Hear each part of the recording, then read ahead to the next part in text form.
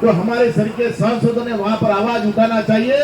ये जो आपकी अपेक्षा है उसकी पूरी करने की कोशिश निश्चित तौर से आने वाले 3 दिन में आपको समझ जाएगा कि महाराष्ट्र के सांसदों ने आपकी आवाज उठाई है।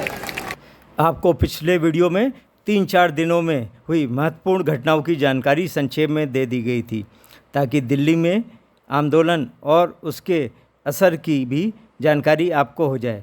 परंतु पेंशनरों के समर्थन में जो सांसद आए उन्होंने क्या क्या कहा, इसकी जानकारी वहाँ मौजूद लोगों को तो मालूम ही है, पर अधिकांश लोग उपस्थित नहीं थे। इसकी जानकारी उनको भी ज़रूर मिलनी चाहिए। इस वीडियो में इन्हीं सांसदों के महत्वपूर्ण कथन दिखाने का प्रयास है। इसको देखने से पहले अगर आपने इस चैनल को सब्सक्राइब ना किया हो तो पहले लाइक और सब्सक्राइब ज़रूर कर दें। आपको मालूम ही है कि देश भर में एनएसी के पदाधिकारी अपने अपने सांसदों से मिलकर ज्ञापन दे रहे थे और उनका समर्थन मांग रहे थे और उन्हें 31 जुलाई को जंतर मंतर पर आंदोलन के लिए भी आमंत्रित कर रहे थे। इसका असर दिखने लगा। जंतर मंतर पर आंदोलन में महाराष्ट्र के कांग्रेस, बीजेपी, दोनों शिवसेना गुट, एनसीपी शरद पवार आदि सभी पार्टियों के कई सांसद पेंशनरों की मांगों के समर्थन में स्वयं आए और उन्होंने पेंशनरों की दुर्दशा पर सहानुभूति जताते हुए सरकार की कड़े शब्दों में आलोचना की।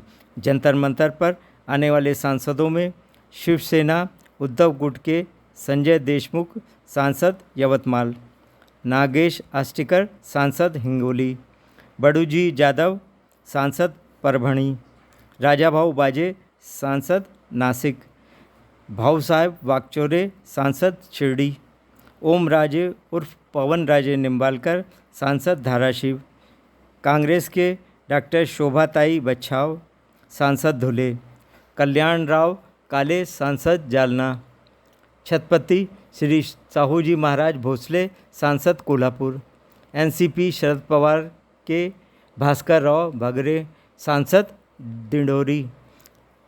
जंतर मंतर पर टाइमिंग की बाउंडेशन हो, इसलिए जल्दी कार्यक्रम ख़त्म करते करते भी 4 बज गए। कई सांसदों के फ़ोन आ रहे थे कि हम थोड़ी देर में पहुंच रहे हैं, पर उन्हें मना करना पड़ा। फिर भी शिवसेना के सांसद धैर्यशील माने।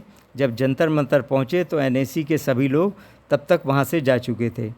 धरना स्थल पर आंदोलन के दौरान जब सांसद पहुंचे तो वक्ताओं के भाषण रोककर उनका स्वागत माला पहनाकर हुआ और उन्हें शॉल भी पहनाया गया। NAC chief commander Ashok Raut ji और राष्ट्रीय महासचिव वीरेंद्र सिंह रजावत जी ने संक्षेप में पेंशन मुद्दे की जानकारी उनको दी। मनपूर्वक स्वागत करता हूं। आदरणीय वाजे साहब, आदरणीय बच्छावताई, आदरणीय भागरे जी, ये तीनों सांसद यहाँ पर पधारे हैं और आज मैं उनको अपनी समस्या के बारे में केवल 1 से 2 मिनट में बताऊंगा। पाटिल साहब, सांसद साहब, ये जो समस्या है ये थोड़ा समझ लीजिए, 2 मिनट टाइम दीजिए। ये इंडस्ट्रियल वर्कर्स है पूरे भारत के। ये 78 लाख लोग रिटायर्ड है। ये सब कोऑपरेटिव सेक्टर, कारपोरेट सेक्टर, आपके पीएसयूज, बीड़ी उद्योग से लेके हवाई जहाज बनाने तक जितने इंडस्ट्रियल वर्कर्स है वो लोगों ने हर महीने पेंशन के लिए पैसे भरे। पहले 417 रुपये महीना भरते थे, फिर 541 भरते थे, अभी 1250 भर रहे हैं।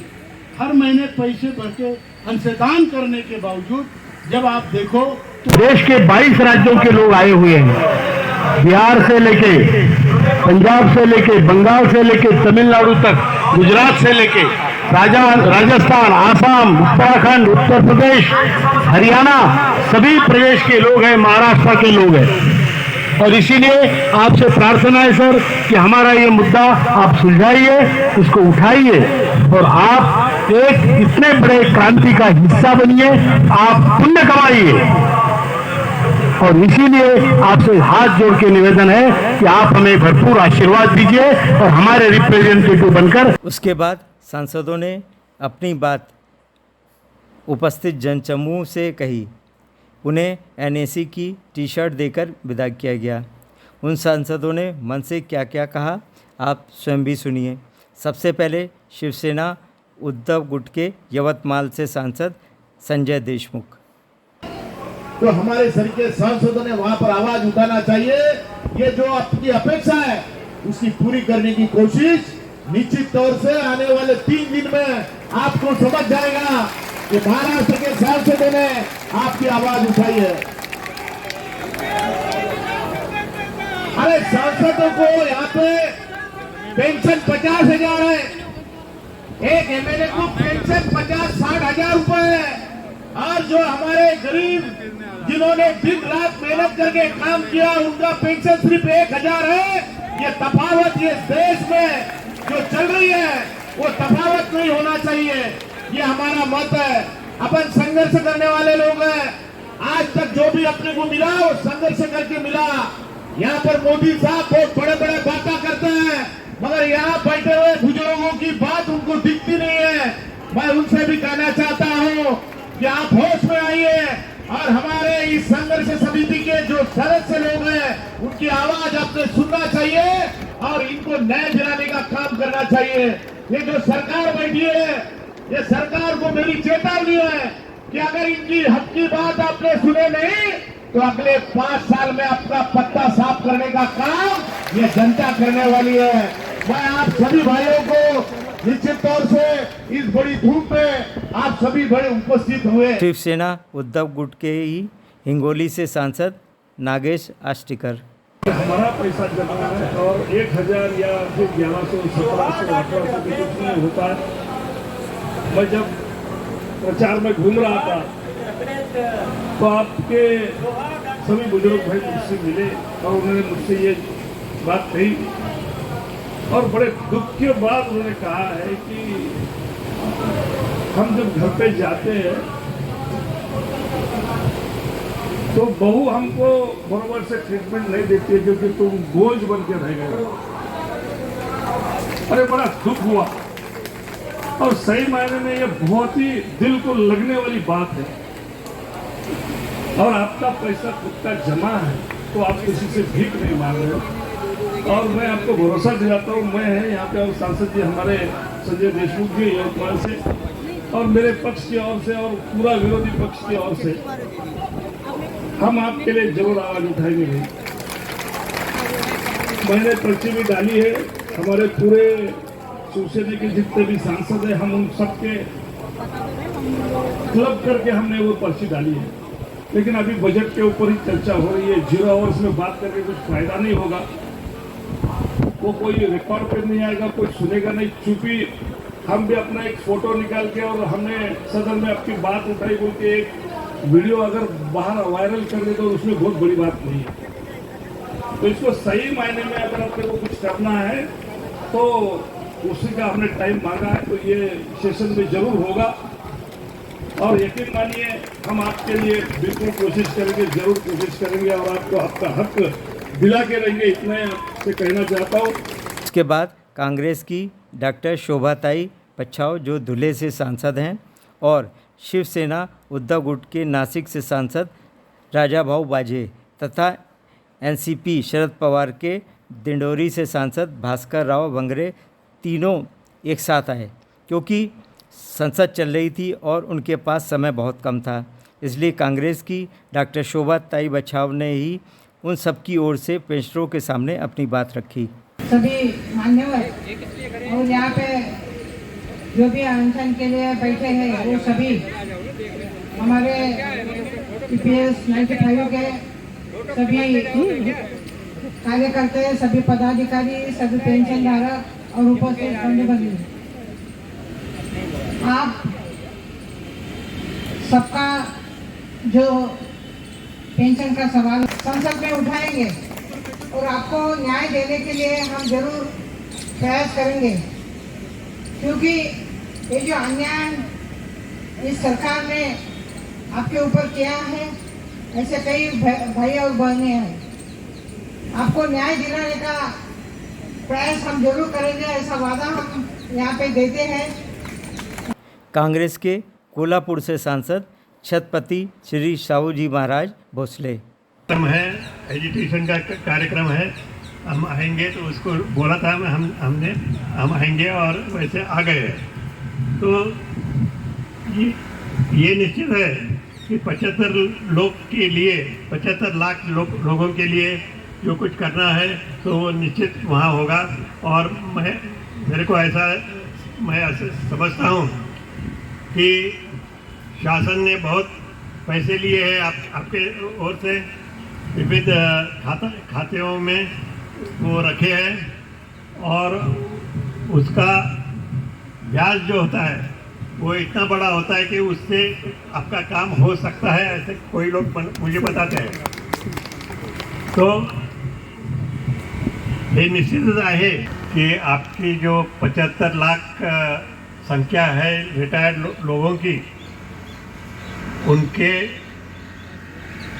हित के लिए हम आप जो कुछ चाहते हैं वो करने के लिए हम प्रयत्न जरूर करेंगे, लोकसभा में भी करेंगे, और इधर मंत्रिमंडल में भी कुछ बताना हो इधर उधर वो भी देखेंगे।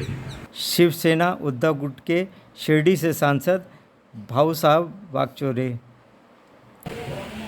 आज मैं पार्लियामेंट में आया हूँ और पहले दिन से ही मैं आपके प्रश्न के लिए सूचित रहता हूँ, चिंतित रहता हूँ। पिछले हफ्ते आपको बताना चाहूँगा कि हमारे पार्टी के, शिवसेना उद्धव पार्टी के जो प्रधान इन द सेंस लीडर है अरविंद जी सावंत, उन्होंने अनेक कर्मचारियों के बारे में, पेंशन के बारे में मुद्दे उठाए थे। तब मैं उनके पीछे था। मैं आपके ईपीएस पैसे के कागज हमेशा मेरे साथ रखता हूँ। तुरंत मैंने वो पेपर उसको बोलने के दिए। लास्ट मोमेंट में उन्होंने ये बात छीनी और पार्लियामेंट के सामने, अध्यक्ष के सामने, मंत्रियों के सामने ये बात रखी गई है। मेरे इसका आपका जो निवेदन है, आपकी जो मांगे हैं, सरकार के सामने मैंने तो इन राइटिंग पेश की है। देश के जो लेबर मिनिस्टर है, प्रधानमंत्री है, उनको मैंने तो लिखित स्वरूप से दिया है। इस हफ्ते में मैंने आपकी मांग रखने के लिए शून्यकाल या जो महत्वपूर्ण बातें होती है वो रखने के लिए जो समय मिलता है, मुझे कल समय मिला है और कल पार्लियामेंट में ये बात मैं रखने वाला हूँ। मैं चाहूँगा कि सरकार जल्द से जल्द निश्चित रूप से इस प्रश्न का विचार करे। शिवसेना उद्धव गुट के परभणी से सांसद बड़ूजी जाधव। जमा किए हैं वो पैसे भी वापस देने के लिए सरकार हाना करती है, इसकी बड़ी शर्मनाक बात कोई नहीं हो सकती। और मैं पूरे मेरे भाइयों से मैं अपील करूंगा, मैं उनको वादा दिलाऊंगा कि आने वाले ये चालू है सदन, उस सदन में ये मसला उठेगा। इसकी मांग हम बिल्कुल आज करेंगे। आज तो रेल पे चर्चा हो रही है, इसलिए 0 आवर भी ख़त्म हुआ है। कल हो, परसों हो, आज वैसे भी मौका मिलता है, उसके ऊपर हम सबको, हमारे पार्टी लीडर को भी बोलने के लिए बोलेंगे, हम भी बोलने के लिए बोलेंगे कि आपका विषय ये जीना ही नहीं। आज दवाखाने में गए तो डॉक्टर 2000 रुपये की फीस लेता है खाली चेकअप करने की, मेडिसिन तो दूर ही रहे। और हमारी तो चेष्टा हो रही है कि 1000 रुपये पेंशन देती है। ये बहुत शर्मनाक बात है, उसको बार बार इसलिए दोहरा रहा हूँ। ये सरकार को कहीं समझ में आए कि भाई हम क्या कर रहे हैं। मोदी जी एक तरफ कहते हैं कि मैं गरीब परिवार से, पिछड़े परिवार से आया हूँ, लेकिन आप पिछड़ों की भावना नहीं समझ रहे। इसमें क्या हम समझना है आपको? आप बड़े बन गए इसलिए हमारी भावना आप पिछड़े पूरा भूल गए क्या? ऐसा मैं आपको यहाँ इस बारे में कहूँगा। मैं मोदी जी से भी प्रार्थना करूँगा कि भाई ये समय है गरीबों को दुख बांटने का। आज गरीब किस हालत में जी रहा है, पूरा परिवार रास्ते पे रखे, घर में रखे, 24 घंटे ड्यूटी करके जिस लोगों ने ये देश के लिए बलिदान दिया है, जो देश के लिए योगदान दिया है, वो लोगों के प्रति श्रद्धा और निष्ठा रखना अभी अपना सरकार का फर्ज है। और मोदी जी फर्ज निभाएंगे क्या?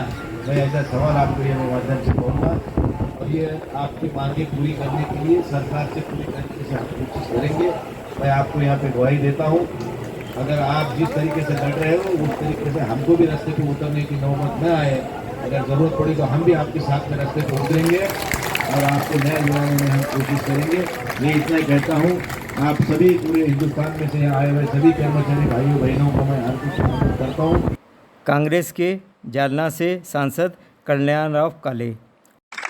और एक आपका प्रतिनिधि होने के नाते मैं संसद के अंदर जो झुरावर होता है, शून्य प्रहार होता है, उसके अंदर ये बात जरूर मैं रखूंगा और सरकार से अवगत करूंगा। ये बात हमारे नेता आदरणीय राहुल गांधी ने भी कही थी कि सरकार आने के बाद तो हम तो देने ही वाले थे, लेकिन अब थोड़ा हिस्सा कम पड़ा नहीं तो हमारा थोड़ा और काम लिफ्ट मिल जाती थी तो ये अपने को जंतर मंतर का काम ही नहीं पड़ता था। लेकिन अभी वो बात हो गई है। अभी मैं इतना ही कहूँगा कि आने वाले ये जो बजट सेशन चल रहा है, ये बजट सेशन के अंदर ये बात मैं जरूर रखूँगा, लेकिन वो उसके बावजूद भी करे या न करे, लेकिन ये जो डिपार्टमेंट है, जो मंत्री जी इसका काम देखते हैं, वो मंत्री जी को चिट्ठी जरूर लिखना पड़ेगी और आपका एक डेलीगेशन लोगों का जब कभी वो हमें टाइम दे, जब हम लोग उनको मिलने को भी जाएंगे और आपकी जो डिमांड है, आपकी जो मांग है, वो हमारे अपने सरकार के पास रखेंगे। अभी चुनाव तक तो ये पार्टी का रहता है, लेकिन अब पार्टी चुनाव सब खत्म हुए, अब ये सरकार अपना है, अपने देश चलाने के लिए उनको वहाँ बिठाया है। वो कस्टोडियन है, वो ट्रस्टी है, यहाँ के मालिक नहीं है, इसलिए उन्होंने वो ट्रस्ट के हिसाब से, कस्टोडियन के हिसाब से हमें न्याय देना चाहिए। ये बात मैं आपको फिर एक बार दोहराऊंगा। और सबसे अहम बात ऐसी है कि आप सब लोग यहाँ आए और आज सेशन चालू होने की वजह से सुबह से हम लोग हाउस में एक बार गए पार्लियामेंट में, तो बाहर निकलना मुश्किल हो जाता है। दोपहर में जैसा ही मुझे लगा अब चांस लेना चाहिए छुट्टी मारने की, जब स्कूल में से भाग कर आते हैं ना वैसा, तो वैसा मैं वहाँ से भाग कर आया हूँ। हमारे महाराज भी आए थे अभी, छत्रपति शाहू महाराज, वो भी आके गए, मैं जो अभी मिले बाहर, तो मुझे पता नहीं था वो आने वाले ने, तो फिर उनके साथ में आता था। एनीवे, अभी फिर भी मैं आपको इतना ही कहूँगा कि हम आपके साथ में हैं, आपको समर्थन जताने के लिए मैं यहाँ आया हूँ। और हमारी जो पार्टी है कांग्रेस और महागठबंधन इंडिया गठबंधन, उनको सबको ये बात मैं अवगत कराऊंगा, राहुल जी के साथ भी अवगत कराऊंगा और राहुल जी को ये बात बता करके उनको बोलूंगा कि लीडर ऑफ अपोजिशन होने के नाते ये बात आप सरकार के सामने खड़ी कर दी जाए। और अंत में शिवसेना उद्धव गुट के ओम राजे उर्फ पवन राजे निम्बालकर ने अपने विचार रखे। ये आपने बहुत सारे साथी जो पिछली बार हमको यहाँ पे आए थे, मुझे लगता है उसमें से कहीं अभी कम, और क्या क्या रहे आप, आपकी माँ वाजिब है। जब सभी थे, आपका जो पैसा काट के लेकर सरकार के पास है, तभी नहीं मांग रहे, उस पैसे के ऊपर का जो ब्याज है वो आप मांग रहे हैं, और वो भी देने की अगर सरकार की मंशा नहीं होगी तो मुझे लगता है इससे बुरी बात कोई हो नहीं सकती। मैं बार बार ये बात संसद में भी उठाया हूं, श्रम मंत्री से भी हमने ख्याल करके आपकी तकलीफ के को तुरंत तत्काल प्रभाव से कि आपकी मांग है कि आप लाइए और हमारा विषय आप पूर्ण कीजिए। मुझे लगता है ये भी सरकार ने करना चाहिए। हम सारे लोग आपके साथ हैं, आपके ऊपर हैं, और आपसे यही विश्वास दिलाते हैं कि जब विषय सरकार सुनती, जब तक ये विषय सरकार पूर्ण नहीं करती, तब तक आखिरी दम तक हम सब महाविकास आघाड़ी के लोग आपके देखा सभी सांसदों ने पेंशनरों की मांगों का पुरजोर समर्थन किया। संसद के इसी सत्र में यह मुद्दा उठाने और इस लड़ाई के अंत तक साथ निभाने का वायदा किया। अब देखना है इसमें कितनी सफलता मिलती है। सभी सांसदों को एनएसी की टी शर्ट देकर विदाई करी गई। सांसद नागेश आष्टीकर जी का कहना था यह टी शर्ट सभी सांसदों को दी जाए और एक निश्चित दिन वो ये शर्ट पहनकर संसद में आए तो कितना अच्छा असर पड़ेगा, बाकी तो हम देख ही लेंगे।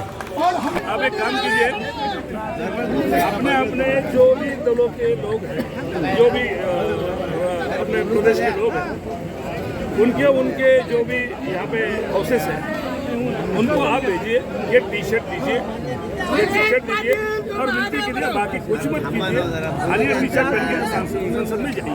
इतना ही बोलिए, महाराष्ट्र सदन में आप आइए, मैं सबको मुझे धैर्यशील माने जी कोल्हापुर में आए थे हमारे समाज, तो उन्होंने कहा कि मैं सभी सांसदों को अपना जो करती हूँ हमारे सदन में बुलाता हूँ, आज वो कोशिश करेंगे। ठीक है आप, लेकिन फिर भी ये भी कीजिए। नहीं ठीक है, बात मत उठाइए, बात कुछ भी मत कीजिए, खाली ये टी शर्ट पहन के अंदर चलिए, बोल के बोलिए, इतना काम कीजिए, मैं बाकी का सवाल। पेंशनरों की यह बहुत बड़ी उपलब्धि है कि इतने सारे सांसदों ने एनएसी के मंच पर आकर उनकी मांगों का समर्थन किया।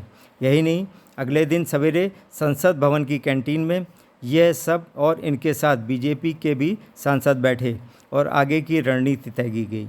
अगर एनएसी के राष्ट्रीय पदाधिकारी और देश भर में पेंशनर इसी तरह दबाव बनाए रहे तो इस दिशा में ठोस प्रगति हो सकती है।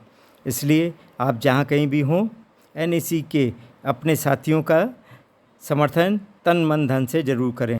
और इस चैनल से आपको सटीक जानकारी मिलती रहे तो इसे सब्सक्राइब करें, वीडियो को लाइक और शेयर करें और अंत में नीचे दी गई घंटी बजाकर अपनी राय ज़रूर लिखें।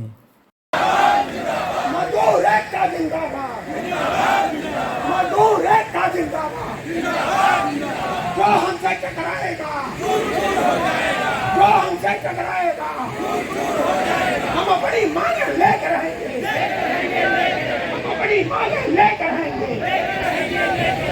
कैसे लोगे, लड़के लेंगे, कैसे लोगे, लड़ने के लिए तैयार हो जाइए। धन्यवाद। जय संघर्ष।